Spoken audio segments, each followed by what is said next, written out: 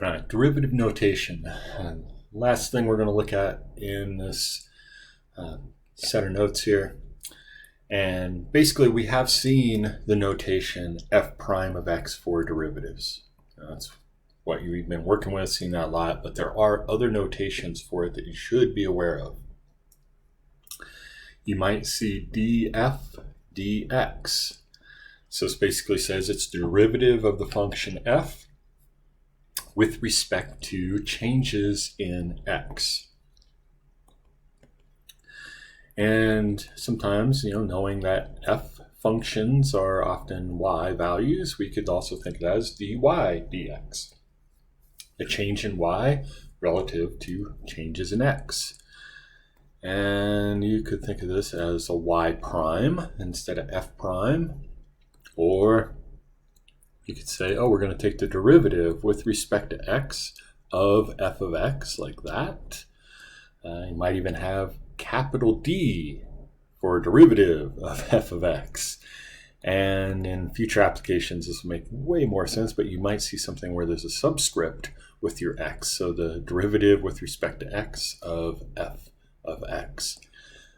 A lot of different notations, I know. In practice, you probably are, especially early on, it's the f prime, y prime will show up in places, and then the dy dx, df dx.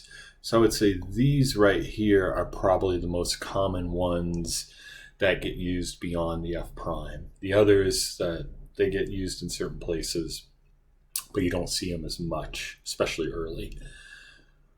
All right, and for higher derivatives, you would have something like y double prime, potentially as an alternate notation, and that could also be represented as the derivative with respect to x of the derivative of f with respect to x. Get that second derivative, you do the derivative of the first derivative. And a fancy notation for this, you really have taken a second derivative, so you're taking the second derivative of f, and you did this with respect to x both times. Notice you got kind of dx dx down there in this one. Similarly, you could write that as the second derivative of y with respect to x both times. So there's, this kind of 2 superscript notation that gets thrown in there. And, up top, you put the 2 before the f because you say we're doing the second derivative of f, and that's just the way they notate it. If you were going to look at the third derivative, it kind of similar, I should say follows a similar pattern, where you've got the derivative with respect to x of the second derivative with respect to x both times. And you have the d3 then of f, the third derivative of f with respect to x all 3 times. And you could also think of this as the third derivative of f with respect, or I should say of y, get that y in there, with respect to x 3 times. So just be aware, you may see these moving forward, and probably will in this class see at least a couple of them.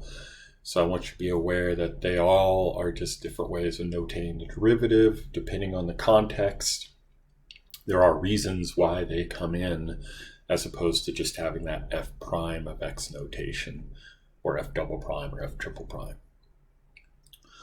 Okay, so that about wraps up the derivative as a function, and you'll be putting this to use in some of the activities in class.